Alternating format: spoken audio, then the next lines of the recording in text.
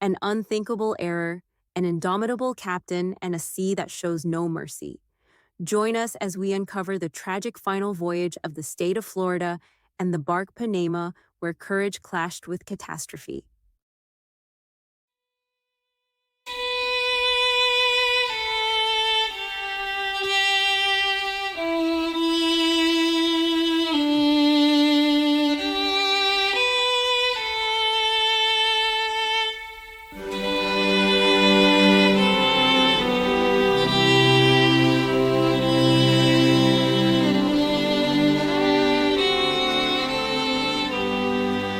Welcome. Today, we invite you along to learn the fate of the state of Florida, a steamer whose story is shrouded in the mists of the Atlantic during May 1884.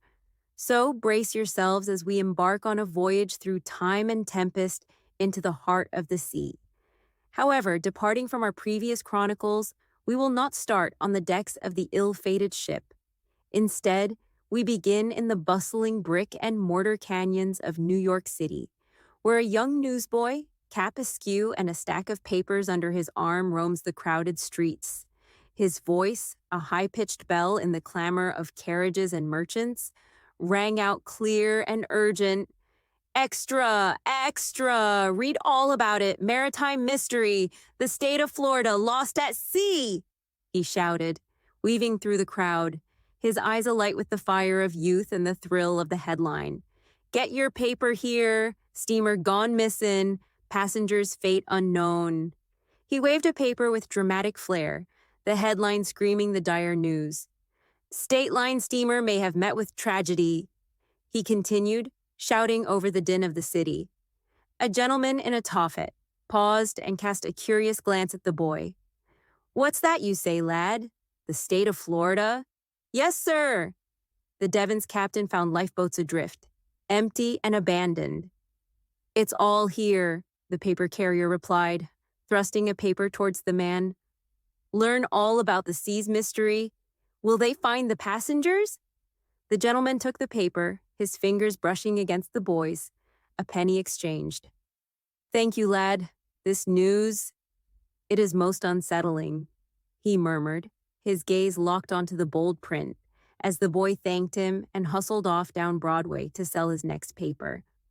Unsettling indeed, considering 135 souls were unaccounted for and missing somewhere in a sprawling ocean.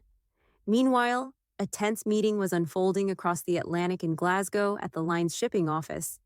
The room was stark, save for a large, polished mahogany table, where at the head of it roosted the head of the state line. Around him, a group of anxious investors and company officials sat rigid, hanging on his every word. Let's not delude ourselves with false hope, the director began, his voice steady but laden with gravity. The state of Florida should have graced our shores days ago. Even before the sighting of those lifeboats, its prolonged silence is a message in itself.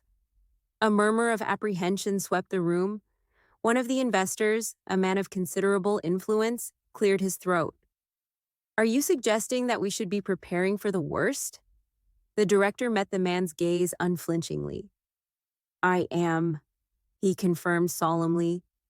The ocean does not entertain hopeful fantasies. She is a harsh mistress, unforgiving and unpredictable. Our vessel, our crew, our passengers, they are long overdue. And anything could have befallen them in the unforgiving expanse of the Atlantic. The room fell silent, the air thick with the weight of unspoken thoughts. Their leader continued, his tone resolute. We must act and act swiftly, dispatch inquiries, prepare for contingencies, and above all, gird ourselves for news that may well shake the very foundation of this company.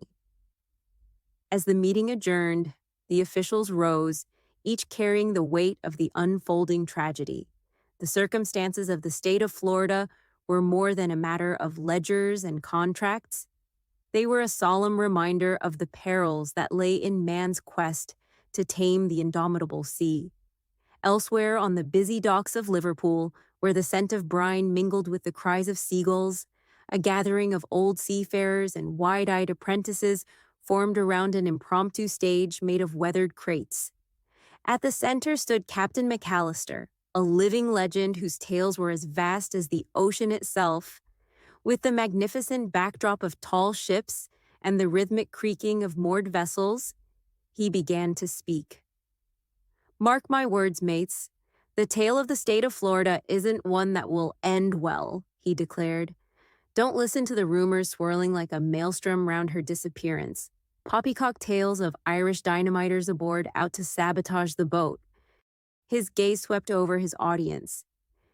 What you best believe is talk of a rogue iceberg, a silent marauder in the North Atlantic's expanse. That seems more the truth of it, especially with reports from the state of Pennsylvania confirm such icy giants in the vicinity. What do you know of her, skipper? I'd never heard of her before this. A young swabby called out.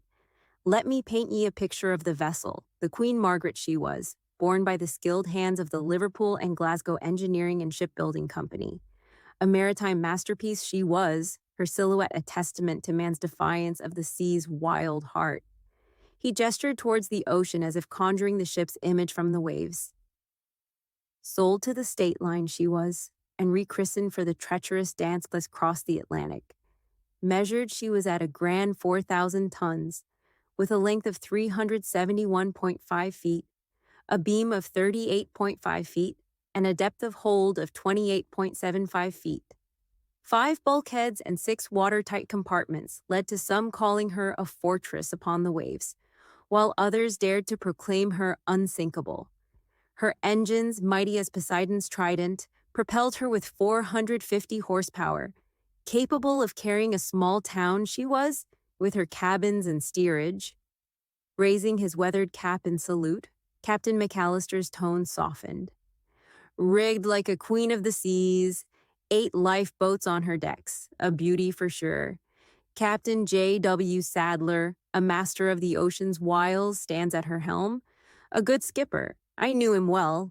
As night fell and one day continued to roll into the next, the mystery of the state of Florida echoed along the docks, a haunting reminder of the ocean's mysterious depths and the dangers it posed. So, what did happen to the state of Florida? The answer lies on the night of April 18th around the 11 p.m. hour. The night air was crisp and heavy with the scent of the open ocean. Aboard the state of Florida, a calm had settled over the vessel, all unaware the minutes were ticking down to disaster under the starlit sky. Suddenly, the tranquility of the night was shattered. Ship ahead! Red light to port! The lookout's urgent, strained voice cut through the stillness like a knife. The officer on deck's heart raced as he peered into the darkness, where the ominous glow of a red light signaled an imminent threat. Heading for them was the sailing bark Ponema, registered at Chatham, New Brunswick, Canada, but using Liverpool as a home port. Reverse engines full astern, he commanded, his shouts echoing across the deck. The state of Florida's engines roared in defiance. A mechanical beast awakened, thrumming with power and desperation. The crew braced themselves, their faces etched with tension and fear as the vessel attempted to defy her fate. But destiny, it seemed, had already charted its course. The 2 vessels collided with a force that resonated to the very core of the state of Florida. Metal groaned against wood, the sound a haunting death cry for the pair of star-crossed vessels.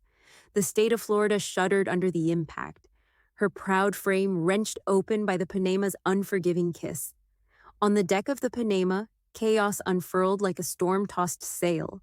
Captain Hayburn, his face a mask of stunned wonder, barely made it into a lifeboat as his vessel fatally struck, whispered her final breath, and succumbed to the sea's cold embrace, disappearing into the murky depths. As the Ponema vanished beneath the waves, Captain Sadler's sharp, commanding voice rang out. Emerging onto the chaotic deck, his expression a portrait of stoic determination, he assessed the dire situation with a tested eye.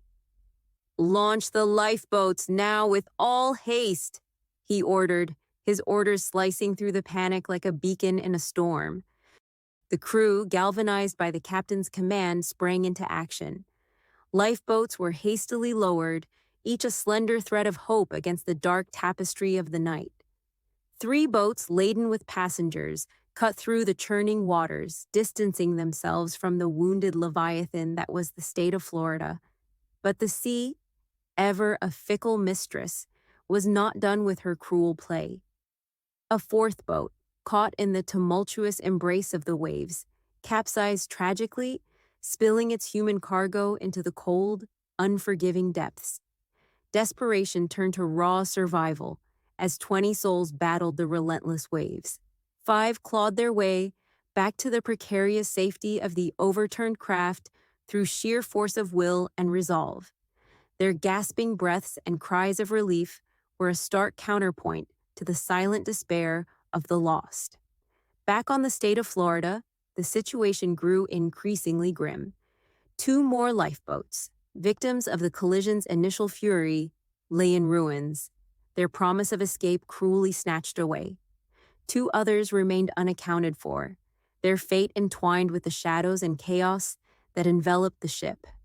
As the minutes ticked by, the state of Florida, once a proud transport, began her final descent into the deep. She lurched tremendously with a shuddering, groaning lament that seemed to echo the very agony of the sea itself. It was a movement that signaled the end, a slow, inexorable surrender to the depths. And then, with the solemnity of a requiem, the great ship sank out of sight, claiming the lives of 123 souls. As the first light of dawn broke, the sea lay calm, its surface a deceptive mirror to the turmoil that had unfolded hours before. 4 lifeboats, mere specks in the vast expanse, huddled together, their occupants bound by a shared ordeal that transcended words. A 5th boat, carrying the remnants of the Ponema's once sturdy crew, joined the somber assembly. Captain Hayburn, his face engraved with the weight of loss, and 2 of his sailors, weary and hollow-eyed, were all that remained of a crew of 15. The survivors, adrift on the indifferent sea, found themselves at the mercy of the elements. The sun offered little warmth, and the endless water around them provided no sustenance. With no food or water, they felt each hour stretch into eternity on the vast, uncaring expanse of the ocean. It was a grueling 36 hours, each moment an ordeal of survival against the cold, the hunger, and the creeping tendrils of despair. But salvation appeared on the horizon as the sun reached its zenith on Sunday, April 19th. The bark, Teresa, a vessel from Christiania, Norway, bound for Quebec, emerged on the horizon. Quickly responding with the urgency that the sea's unspoken code demanded, its crew rescued the weary survivors from their precarious refuge. Yet their journey was far from over. The survivors were transferred not once, but twice more. Their fragile hopes and battered bodies, carried from the Louisa of Cardiff to the sturdier, more accommodating arms of the Donaldson Line steamship Titania. It was aboard this vessel, bound for the shores of Canada, that they finally found a semblance of peace. The steady throb of the engine and the gentle sway of the ship were a balm to their frayed spirits. As the Titania cut through the waters, bearing the survivors, the tale of tragedy and survival would soon be known to all, pulling back the curtain on the mystery that had gripped the public. Things, however, did not end there.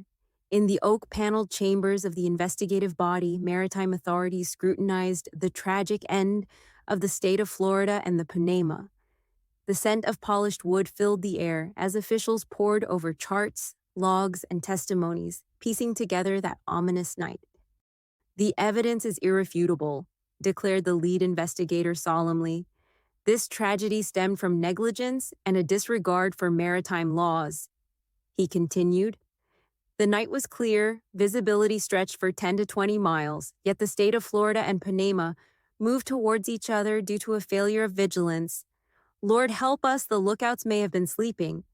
A silence fell until another investigator added, "According to the international rules of the road, the sailing vessel had the right of way. The state of Florida should have steered clear. This was a catastrophic error." The lead investigator broke the silence again. The officer's inaction sealed the state of Florida's fate. Struck amidships, her engine room flooded. Despite her watertight compartments, her sinking was inevitable. With a heavy sigh, he concluded, "Thanks to this series of misfortunes, the depths claimed both vessels that night." The findings were recorded, marking this tragedy in maritime lore. In Glasgow, the underwriters tallied the financial toll, a stark £30,000, but the true cost of the disaster was beyond measure. But tales of valor and humanity emerged amidst the grim arithmetic of loss and insurance claims. Captain Sadler, the seasoned master of the state of Florida, was honored in the heartfelt praises of those who survived. His steadfast composure and unwavering helpfulness in the face of impending doom painted the portrait of a true mariner whose spirit remained unshaken even as the sea claimed his vessel and his life. The final toll, however, was measured not in pounds or U.S. banknotes, but in lives, a stark reminder of the ocean's indiscriminate might. The state of Florida, once a proud carrier of 135 souls, yielded only 24 survivors who did not join her in her watery grave. The Ponema, with a crew of 15, surrendered all but 3 to the unfathomable depths. In total, 123 lives were extinguished, each a universe of hopes, dreams, and stories untold, swallowed by the relentless sea, and leaving those lost souls to share the same mournful, eternal epitaph. The sea is my grave is the sea. Thank you for joining us. Now as we pull up anchor, if you would enjoy more dramatized retellings, please be sure to comment, rate, share, and subscribe so that we may bring you more harrowing tales of the sea. And be sure to check out more of our shipwrecks on this channel.